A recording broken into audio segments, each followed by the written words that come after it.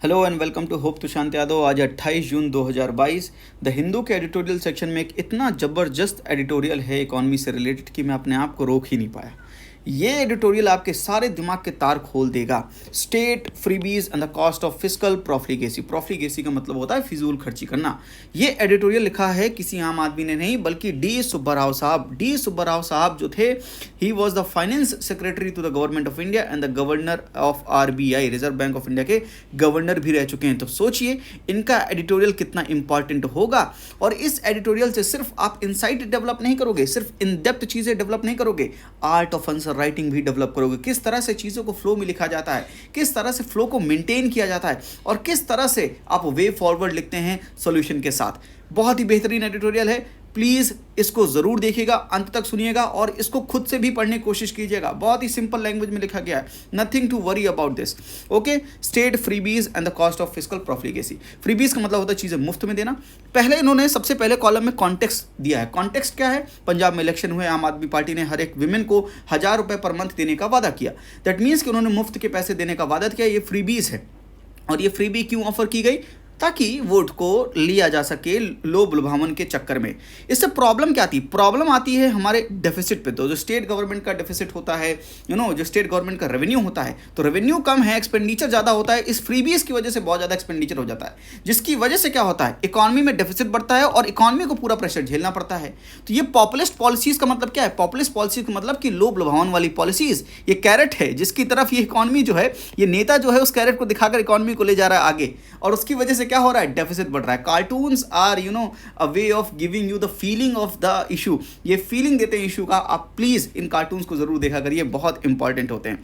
तो कहने का मतलब है फ्रीबी कल्चर की वजह से, ये फ्रीबी कल्चर है, उसकी वजह से डेट बढ़ेगा, बोरविंग भी बढ़ेगी। तो गवर्नमेंट के साथ हो क्या रहा है एक्चुअली? जब ये सब हम करते हैं, लोभ लुभावन वाली प्रक्रिया को हम करते हैं, तो हमें एक्सपेंडिचर ज़्यादा करना पड़ता है। अब 1000 रुपये देंगे हर एक विमेन को हर एक मंथ में, तो जाहिर सी बात है विमेन को 12,000 रुपये पर मंथ मिलेगा, पर ईयर मिलेगा। तो उसकी वजह से एक्सपेंडिचर तो ज़्यादा हो रहा है और इसका पूरा प्रेशर किसको झेलना पड़ेगा? स्टेट फाइनेंस को। और फाइनेंस को अगर झेलना पड़ेगा तो प्रॉब्लम क्या है? जो गवर्नमेंट होगी वो कहीं ना कहीं से पैसा बोरो करके लाएगी, क्योंकि रेवेन्यू उतना है नहीं, एक्सपेंडिचर ज़्यादा हो रहा है, तो उतना डेफिसिट क्रिएट हो रहा है। उस डेफिसिट की वजह से उतना पैसा बोरो करना पड़ेगा, यानी डेट बढ़ेगा। और अगर डेट बढ़ेगा तो प्रॉब्लम यह है कि ये डेट सस्टेनेबल है कि नहीं है। ये भी प्रॉब्लम जांचना जरूरी है कि सस्टेनेबल है कि नहीं है। केजरीवाल साहब से पूछा गया कि भाई ऐसा आप कैसे कर पाएंगे जब पंजाब खुद ही इतने हैवी डेट में है, तो आप कैसे अफोर्ड करोगे इस चीज़ को? तो केजरीवाल साहब ने कहा, if there is a good political management money would not be a problem. अब समझते हैं पूरी चीज़ों को। Growing freebie culture. तो यहाँ पर उन्होंने सबसे पहला सवाल यही पूछा, is borrowing and spending on the freebie sustainable? Is this the best possible use of the public money? What is their opportunity cost? Opportunity cost का मतलब क्या होता है दोस्तों? सिंपल लैंग्वेज समझो। अपॉर्चुनिटी कॉस्ट का मतलब क्या होता है? मान लीजिए आपके पास एक ही समय पर 2 काम आपको करने हैं। 2 काम क्या करने हैं? या तो आप पढ़ाई कर लें, स्टडी कर लें, या तो आप मूवी देखने चले जाएं। आप एक समय पर एक ही काम कर सकते हो। आपके पास 2 ऑप्शन है, एक काम कर सकते हो, या तो आप स्टडी करोगे। मान लो आप स्टडी करोगे तो आपने खोया क्या? आपका सेकंड बेस्ट अल्टरनेटिव क्या था जो आपने लॉस कर दिया? आप मूवी चले जाते। तो वो जो सेकंड बेस्ट अल्टरनेटिव है जिसको आपने लॉस कर दिया क्योंकि आपने पहले ही प्रेफरेंस अपनी स्टडी रखी, इसको बोलते हैं अपॉर्चुनिटी कॉस्ट। अगर मूवी पे जा रहे होते तो आपकी अपॉर्चुनिटी कॉस्ट क्या होती? स्टडी होती। तो कहने का मतलब ये है कि what is the opportunity cost? Opportunity cost है क्या? अगर आप ये एक्सपेंडिचर नहीं करते, ये फ्री में मुफ्त में पैसा नहीं देते, तो उस पैसे का बहुत कुछ आप कर सकते थे। क्या कर सकते थे? आइडली गवर्नमेंट को करना क्या चाहिए? मनी को बोरो किस वजह से करना चाहिए? ताकि वो इन्वेस्ट कर सके फिजिकल एंड सोशल इंफ्रास्ट्रक्चर में। That will generate higher growth. उसकी वजह से ग्रोथ बढ़ेगी और उसकी वजह से गवर्नमेंट का रेवेन्यू बढ़ेगा, ताकि जो डेट उन्होंने लिया है, जो लोन लिया है, उसको आराम से रीपे भी कर पाएंगे। तो आपने एक बार लोन लिया to create some capital asset in the economy, उसकी वजह से वो कैपिटल असेट आपको रेवेन्यू जनरेट करके देंगे ताकि आप आराम से उस डेट को चुका सकोगे। लेकिन उसी समय पर आपने एक समय पर डेट ऐसा लिया ताकि वो आप फ्री भी कल्चर यानी मुफ्त में वो पैसा देना चाहो। उसकी वजह से क्या होगा? उसकी वजह से केवल ये होगा कि जो स्टेट फाइनेंसेस है उसके ऊपर प्रेशर बढ़ेगा। That will be the growing burden on the state finances. और इवेंचुअली क्या होगा? वो इम्प्लोड होगा और उसकी वजह से सबको आंसू आने वाले हैं। ये बोलने की कोशिश की है पहले इन्होंने पैराग्राफ में। आई होप कि आप बात समझ रहे हैं, ठीक है। और उन्होंने ये भी बोला कि ऐसा ना हो कि जब स्टेट इसी रास्ते पे चलता रहे तो कहीं ना कहीं वो स्टेट श्रीलंका जैसी हालत ना बना ले, ठीक है। आई होप कि आप ये बात समझ रहे हैं। अब दूसरी चीज़ें क्या बोलना चाहते हैं, बहुत ही अच्छी बातें हैं। आप समझिएगा कि डेट बढ़ रहा है, बोरोइंग बढ़ रही है, तो उसकी वजह से जो है हमारे आंसू निकल सकते हैं, ऐसा बोलने की पहली कोशिश कर रहे हैं। लेकिन दूसरा आर्गुमेंट ये है, there is an argument that this concern is being exaggerated. After all, if you look at the analysis of the state budget by the Reserve Bank of India or any think tank, the inference that you will draw is that state finances are in good, if indeed robust health and that all of them are scrupulously conforming to the fiscal responsibility and budgetary management targets। तो कहना ये चाह रहे हैं कि अगर आप किसी भी रिजर्व बैंक ऑफ इंडिया का स्टेट एनालिसिस बजट उनका वो रिपोर्ट देख लें या किसी भी थिंक टैंक की रिपोर्ट देख लें, तो ऐसा लगता है कि स्टेट फाइनेंसेस बढ़िया हालत में है, कोई भी दिक्कत नहीं है, दे आर रोबस्ट, उनकी हेल्थ अच्छी है, कोई भी प्रॉब्लम नहीं है, जितना भी एफआरबीएम एक्ट में बोला गया है उसको वो कंफर्म कर रहे हैं, नो प्रॉब्लम इन दिस। तो फिर प्रॉब्लम ऐसे कैसे आ रही है, आप ये कैसे बोल रहे हो, उसका काउंटर आर्गुमेंट क्या है? तो वो बोलते हैं कि this is a misleading picture. ये पिक्चर जो दिखा रहे हैं आपको यहाँ पर बॉक्स में, ये मिसलीडिंग पिक्चर है। क्यों? क्योंकि जितना भी ये फ्रीबी कल्चर के लिए जितना भी आप पैसा बोरो कर रहे हो, दे आर ऑफ बजट, वो बजट में हिस्सा नहीं है, वो ऑफ बजट है। ऑफ बजट बोरविंग्स क्या होती है, कमेंट बॉक्स में जरूर बताइएगा। तो ये ऑफ बजट यानी बजट से बाहर इन चीजों को बोरविंग किया जा रहा है, समझ गए? तो हो क्या रहा है, basically the typical modus operandi for the state has been to borrow on the books of their public enterprises. तो जो पब्लिक एंटरप्राइजेस है उनकी बुक्स की वजह से उस पर बोरो करते हैं। In some cases pledging future revenue of the state as guarantee, और स्टेट का जो आगे रेवेन्यू आने वाला उसको एज अ गारंटी करके तब ये पैसा बोरो करते हैं। Effectively the burden of debt is on the state exchequer, जिसकी वजह से पूरा बर्डन जो होता है वो एक्सचेकर के, स्टेट एक्सचेकर के ऊपर ही होता है।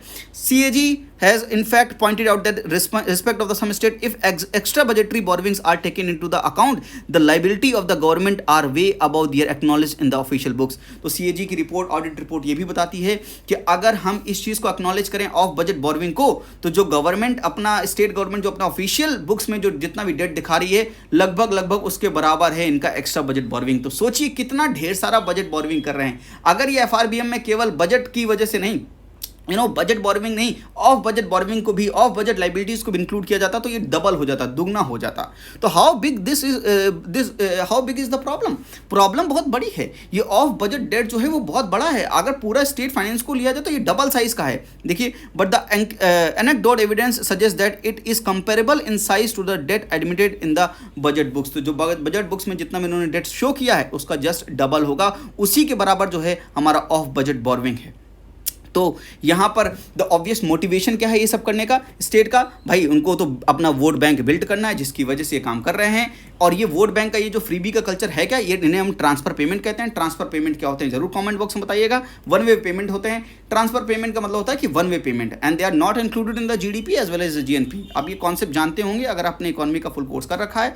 मैं इकोनॉमी का कॉम्प्रिहेंसिव कोर्स ला रहा हूँ जिसमें मैं जीरो से शुरुआत करूँगा, बहुत मज़ा आएगा आपको। डिस्क्रिप्शन में उसकी पूरी इन्फॉर्मेशन है, आप जाकर चेक कर सकते हैं।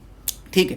वैसे ट्रांसफर पेमेंट बुरे नहीं होते, क्योंकि ट्रांसफर पेमेंट हम कई चीज़ों के लिए करते हैं। Transfer payment are done to provide the safety net to the most vulnerable section of the population, इसलिए ये डिजायरेबल हैं और कहीं ना कहीं नेसेसरी भी हैं। लेकिन ट्रांसफर पेमेंट ऐसी जगह पर करना, फ्रीबी कल्चर के लिए करना, क्या वो वायबल है? वो वायबल नहीं है। आई होप कि वो बात समझ रहे हैं। और इस तरह का डेट लेकर आप FRBM एक्ट में जो भी प्रोविजंस दिए गए हैं उसको सर्कमवेंट कर रहे हैं, यानी उसको कहीं ना कहीं उसके किनारे से, बगल से निकलने की कोशिश कर रहे हैं। आई होप कि आप यहाँ तक कोई भी चीज़ आपको दिक्कत नहीं दे रही है। लेकिन यहाँ पर स्टेट को करना क्या चाहिए? The more state spend on the transfer payment, less they have to spending for the physical infrastructure. तो अगर ज़्यादा वो ट्रांसफर पेमेंट में पैसा लगा देंगे, फ्रीबी कल्चर में लगा देंगे, तो उनके पास कम पैसा बचेगा फिजिकल इंफ्रास्ट्रक्चर क्रिएट करने के लिए, जैसे कि रोड्स हो गया, पावर हो गया, सोशल इंफ्रास्ट्रक्चर हो गया, एजुकेशन, हेल्थ, ये सब के लिए उनके पास कम पैसा बचेगा। और उसकी वजह से क्या होगा? ग्रोथ उतनी इंप्रूव नहीं होगी और इतनी ज़्यादा जनरेट नहीं होंगी जॉब्स। समझ रहे हैं? तो यहाँ पर एक truth of the Chinese saying is that give a man a fish you will feed him for a day, teach a man to fish and you will feed him for a life time. मैंने आपको ये चीज़ बताई भी थी कि अगर किसी आदमी को फिश दोगे तो उसको रोज़ देते रहो, तभी उसको वो आपके ऊपर डिपेंडेंट बन जाएगा। पर उसको फिशिंग सिखा दो तो वो अपने आप वो काम करता रहेगा और ज़िंदगी भर वो आराम से बैठ के खा सकता है खुद की मेहनत से। तो यहाँ पर आपको फ्रीबी का कल्चर प्रमोट ना करके एक ऐसा इन्वायरमेंट क्रिएट करना चाहिए जहाँ पर आपको ऐसा इंफ्रास्ट्रक्चर क्रिएट करना चाहिए जहाँ पर लोगों को जॉब मिल सके, ताकि वो खुद कमा कर वो चीज़ को अपने आप को बैलेंस कर सके, अपने आप को डिपेंडेंट ना बनाए, आपके ऊपर इंडिपेंडेंट बन सके। ठीक है। but the electoral calculation attempt to place short term gains ahead of the long term sustainability। कितना अच्छा वर्ड है, कहीं पर भी यूज़ कर सकते हैं। अब ये समझिए, आपने शॉर्ट टर्म, ये जो पॉलिटिकल पार्टीज है शॉर्ट टर्म गेन के लिए लॉन्ग टर्म सस्टेनेबिलिटी को दांव पर लगा देती हैं। यानी उनके लिए जो शॉर्ट टर्म गेन है उसका पल्ला भारी है और लॉन्ग टर्म सस्टेनेबिलिटी का पल्ला जो है वो लो है। इस चीज़ को आप कई कॉन्टेक्स्ट में यूज कर सकते हैं। Art of answer writing is this, you develop this art कि आप किसी भी एक चीज़ को कहीं ना कहीं अदर कॉन्टेक्स्ट में रिप्रोड्यूस करके रीडेवलप कर सकते हो। बड़ा मजा आएगा इन सब चीज़ों को करने में, ठीक है। वो हम इकोनॉमी के कॉम्प्रिहेंसिव कोर्स में सीखेंगे, कोई दिक्कत वाली बात नहीं है। Institutional check and balances, what about the institutional check? अगर ऐसा सब कुछ हो रहा है तो इंस्टीट्यूशनल चेक कहां पर है? देखिए, इंस्टीट्यूशनल चेक अब जो है इनइफेक्टिव है, ऐसा ये बोल रहे हैं। क्यों? जो अपोजिशन पार्टी, सबसे पहला चेक क्या होता है? अपोजिशन पार्टी अच्छी है नहीं। दूसरी बात, अपोजिशन पार्टी अगर ऐसी चीज़ों को अपोज करेगी जहां पर लोगों को पैसा दिया जा रहा है, विमेन को पैसा दिया जा रहा है, तो उनका भी वोट बैंक कट जाएगा। तो इस डर से वो नहीं बोलते हैं कि उनका वोट बैंक कट जाएगा। तो अपोजिशन भी फियर में रहता है कि कहीं ना कहीं उनका वोट बैंक ना कट जाए, जिसकी वजह से वो इसको चेक नहीं कर पाता, गवर्नमेंट की इन मूव्स को वो अपोज नहीं कर पाता। दूसरा, सीएजी की रिपोर्ट ट्रांसपेरेंट है, अकाउंटेबल है, लेकिन ये comes with the lag, time period खत्म होने के बाद आता है। मतलब फ्रीबी का कल्चर अभी है तो उसकी रिपोर्ट बहुत देर बाद आएगी, बहुत दिनों बाद आने के बाद, बहुत महीनों साल के आने के बाद क्या होता है कि वो हॉट टॉपिक ही नहीं रह जाता, दूसरे हॉट टॉपिक आ जाते हैं, जिसकी वजह से क्या होता है, वो रिपोर्ट जो है रिपोर्ट ही बन के रह जाती है, उसका कोई रेलेवेंस निकल के नहीं आ पाता। तीसरी चीज, हमारा जो bureaucracy has mastered the fine art of turning audit paras into the files which run their course and die a quiet death. तो वो फाइल पर फाइल बनती जाती हैं और उसका कुछ भी नहीं होता है। चौथा चेक एंड बैलेंस हो सकता है मार्केट। देखिए, मार्केट सिग्नल दे सकता है health and otherwise state finances by pricing the loan floated by the different state government differently. हर एक स्टेट गवर्नमेंट का लोन को डिफरेंटली अगर हम वो करेंगे, प्राइस करेंगे, तो उसकी वजह से आप स्टेट गवर्नमेंट की सस्टेनेबिलिटी को बता सकते हैं कि उनका डेट सस्टेनेबल है कि नहीं है। डेट सस्टेनेबिलिटी को रिफ्लेक्ट कर सकता है, बट इन प्रैक्टिस ये भी फेल हो चुका है, since the market perceive all state borrowing are as implicit guaranteed by the centre, never mind that there is no such guarantee in reality. तो मार्केट को तो ऐसा ही लगता है कि जितना भी ये सब बोरोइंग है, ये सब सेंटर जो है, सेंटर से गारंटी इन सब चीज़ों की, परंतु उनको ये नहीं पता है कि ऐसी कोई गारंटी वाकई रियलिटी में नहीं है। समझ रहे हैं?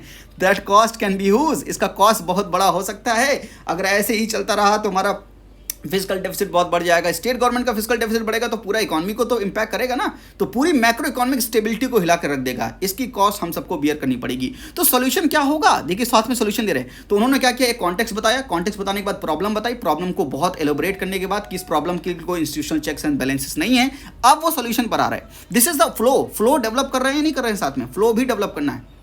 उन्होंने बोला कि एफआरबीएम एक्ट को और अच्छे से, act of the centre as well as state need to be amended, इसको अमेंड किया जाए to enforce a more complete disclosure of the liability on the dear exchequer. तो बोला गया कि एफआरबीएम एक्ट को अमेंड कीजिए और बजट एंड ऑफ बजट दोनों लाइबिलिटीज को इंक्लूड किया जाए, ताकि पूरी पिक्चर दिख सके भाई, पूरी पिक्चर दिख सके। अभी केवल बजट का जितना भी बोरोइंग है वो एफआरबीएम एक्ट के साथ कंफर्म करना पड़ रहा है, तो एफआरबीएम एक्ट में ही चेंज कर दिया जाए ताकि budget plus of budget borrowing दोनों को इंक्लूड किया जाए। समझ रहे हैं? तो पहला तो ये किया जा सकता है, पहला ये किया जा सकता है। दूसरा क्या किया जा सकता है? दूसरा ये कर सकता है, state are required to take the centre permission when they borrow. तो कॉन्स्टिट्यूशन के अंतर्गत स्टेट को परमिशन लेनी पड़ती है सेंटर से जब भी वो पैसा बोरो करना सकता है। तो सेंटर क्या कर सकता है, उसको हेजिटेट नहीं करना चाहिए स्टेट को कंडीशनल लोन देने के लिए, कंडीशनल परमिशन देने के लिए कि आप ये ऐसी ऐसी कंडीशन है, अगर इस पैसे का ऐसा ऐसा ऐसा कुछ करोगे, रोड्स क्रिएट करोगे, इंफ्रास्ट्रक्चर बिल्ड करोगे, तभी हम आपको इजाजत देंगे। ऐसी कंडीशन रखकर ही सेंटर को लोन देने चाहिए।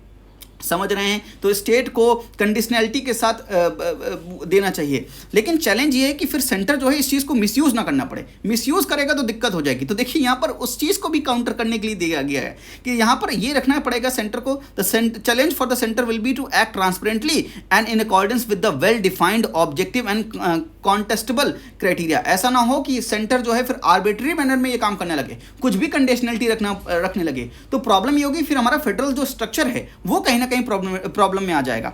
तो यहां पर इस चीज को भी बैलेंस करना है, यानी एक फाइन लाइन होनी चाहिए। वो फाइन लाइन क्या है कि एक well defined rules and regulations होने चाहिए, वेल डिफाइंड ऑब्जेक्टिव होने चाहिए, क्राइटेरिया होना चाहिए, जिसके बेसिस पर यह काम किया जाए, तभी ये चीज सक्सेसफुल हो पाएगी।